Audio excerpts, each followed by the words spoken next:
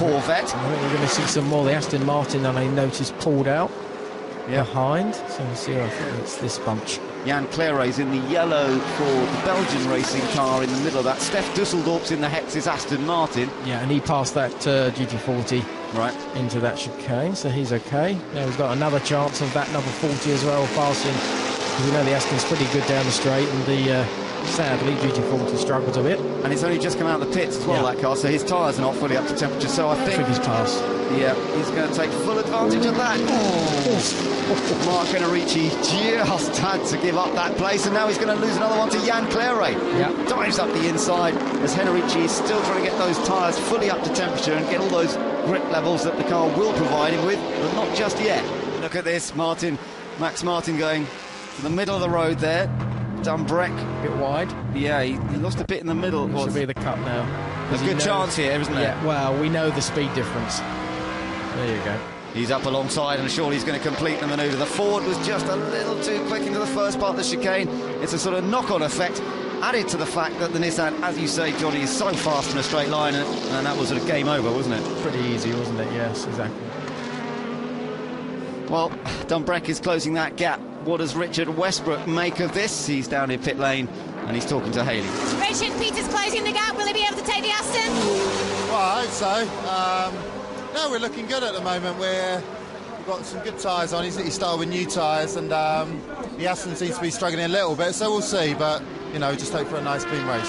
Thank you. Yeah, well, of course, it all changed for Richard in the qualifying race yesterday, but maybe they can get some revenge for that and get past an Aston Martin in the closing stages rather than losing 2 places to Aston Martin as they did yesterday. Peter Dumbreck certainly will be fired up to do so.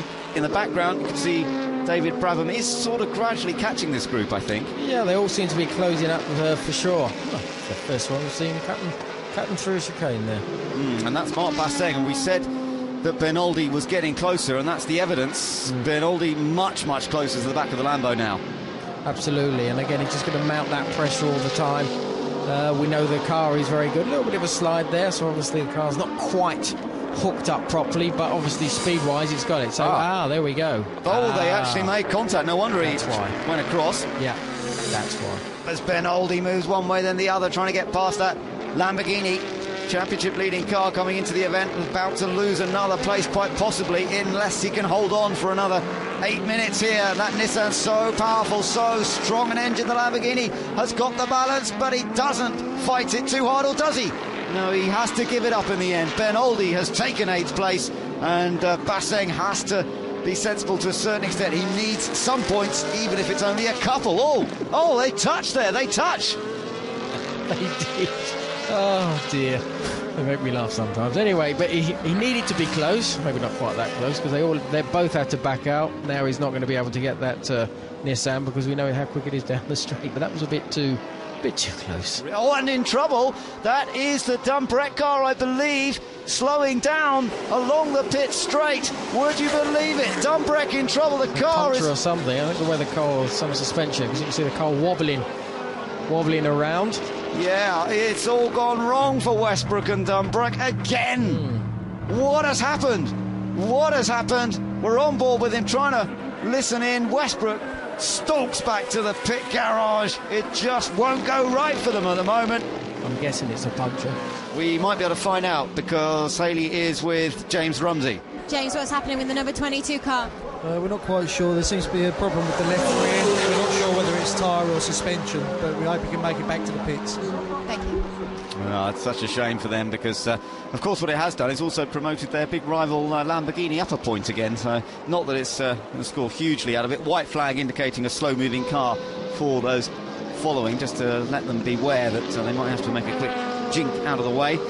And still no change here as the Corvette chases down the Hex's Aston Martin. We're really into the closing stages now, but into the pits has come Peter Dumbreck with a problem on the left rear. Is it a puncture? Is it suspension? Still hard to tell. No rain throughout this race, much to our surprise really, having seen the forecast for today. The cloud has lifted a little bit. It was so low this morning, it was almost fog. Look at him here, he's right in behind the Aston. He's got a good chance up the inside. Oh, Alex Muller having to try and hold his line. Let's see what happens with Brabham behind. Yeah, it might allow Brabham alongside. Yeah, it does. Absolutely right there, Johnny. He's got the chance now, and he's done it. He's gone straight past the Ford because it got held up in its own attempt to get past the Aston Martin. As the leaders will be going on to their final lap this time. It's Lucas Lohr leading from the Aston Martin of Darren Turner. Across the line they come, and the gap has reduced again. 0.8 of a second is all it is, but only about a tenth gained by Darren Turner on that lap. It's up front, and then the battle for third place as well as they're on the last lap. And here comes Alex Muller. Can he defend from the mighty Nissan, or is David Brabham going to find a way past him? Meanwhile, Andrea Piccini in the Aston Martin's trying to go past the Ford side by side into the first corner, but the Ford holds it. Has he lost momentum? I think he should just about have enough here. I think so, yeah. It's really interesting at the front. We've sort of got a Nissan battling with an Aston Martin, and then for third position we've got an Aston Martin battling a Nissan. Down the inside, Piccini's done the Ford. He's got through in a place we haven't seen much overtaking over the last two races, but that was great stuff. Piccini in the Hexis Aston Martin. He'll get a big cheer from all the supporters of the Hexis, the French-based team here this weekend. There's a lot of guests here from that team, and they'll be loving it. Crum still looking a bit nervous on pit wall, but I think that Lucas Lohr's got this one totally wrapped up. And it looks to me as though it is going to be the all-German team Nissan. They've had a victory already this season at Portimao. They won again at Silverstone, and it looks as though it's going to be win number 3 of the season for Michael Crum and Lucas Lohr. They take the victory here at Paul Ricard. A great drive by Darren Turner to take second place in the young driver Aston Martin. Third now, who's it going to be? It is going to be Alex Muller and Thomas Enger in their Aston, fending off Brabham to the line, and then the Hexis Aston Martin of Andrea Piccini beating the Ford of Max Martin at the end there, so they moved up to 5th place.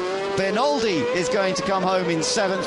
Championship leaders until now, finishing in 8th place, Marc Basseng with his teammate's car there, which started from the back of the grid, coming across the line in 9th, and Michael Rossi ahead of Dusseldorf in the end. So the Corvette eventually got past the Aston Martin that he'd been racing with for so long. Crum and Lohr, though, have done it again. They've taken victory, and that's another 25 points for them. These guys could well be marching on their way towards the title, but it's not over yet. There's still 3 races to go, and the Lamborghini will have its day again, I'm sure, in particular. Let's say how the Corvette got past the Aston Martin here. Did the Aston have a problem on the last run, or just have a better run out of the corner? That was it. That was actually going onto the last lap, I think, wasn't it? That wasn't as they come across the line, that was going on to the last lap. Yeah, that was going on to the last lap for sure, yeah. So that was how he did it. Yeah. Just managed to sneak through on the inside. Tyres probably as much as anything. So a wonderful job by the German pairing, Crum and Lohr. And there they are with big smiles on their faces. Let's hear from them. Congratulations, Lucas. Another fantastic performance. Somehow I think we're going to be speaking again in front of this interview panel this season.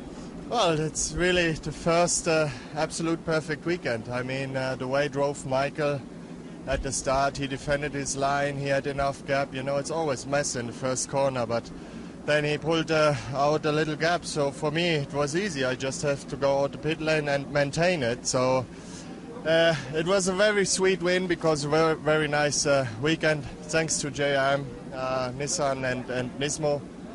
Our car was just mega. I mean, it's nothing to add, really. And Michael now again leading the championship. Yeah, I hope that stays for a while like that, but now we probably have a 2,000 kilo weight of success ballast in the car, so now I'm really, really happy. Big thank you to Nissan. The GTR run absolutely perfect today. It's the first time we did a pole to win. It was absolutely, everything went well. The boys did a great job in the pits. Lucas drove without any mistakes. It was absolutely great. And of course, you need luck to win, and to not get punted off in turn 1 was, I think, is also luck. So. Thank you. Well, yeah, they were punted twice at Navarra the last time out in turn 1, so I think that's what's sort of what's factoring in his head a little bit. They were out of luck in Navarra, but this time lap 1, turn 1 went very well for them. So they have delivered with a great success here at Paul Ricard.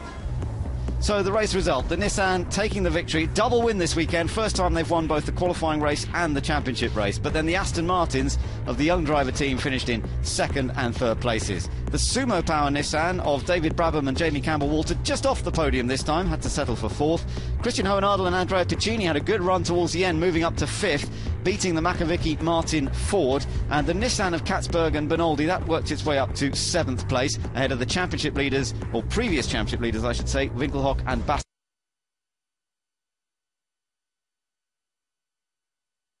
Basseng. Their teammates Pastorelli and Schwager were ninth. Then the Corvette just got in the points there with 10th place, beating the other Hexis car, but still that car survived after being rebuilt through the night. Piccioni and Dusseldorf finished 11th. In 12th place was the Basslinders Mark Henrici car, and then the other cars, most of them had problems of one sort or another. Vanina X and Christopher Nygaard finished a lap down. Westbrook and Dumbreck had a problem on the left rear, and we lost the Leclerc-Claret car some time before that. And German flags top all three podium steps because the young driver team is a German team running the Aston Martin. And there we are, Jean Todt, president of the FIA, presenting the trophies to the winning duo of Michael Krum and Lucas Luhr. So they enjoy the moment for the third time this season. Thanks for joining us. We'll see you again soon. Bye-bye for now.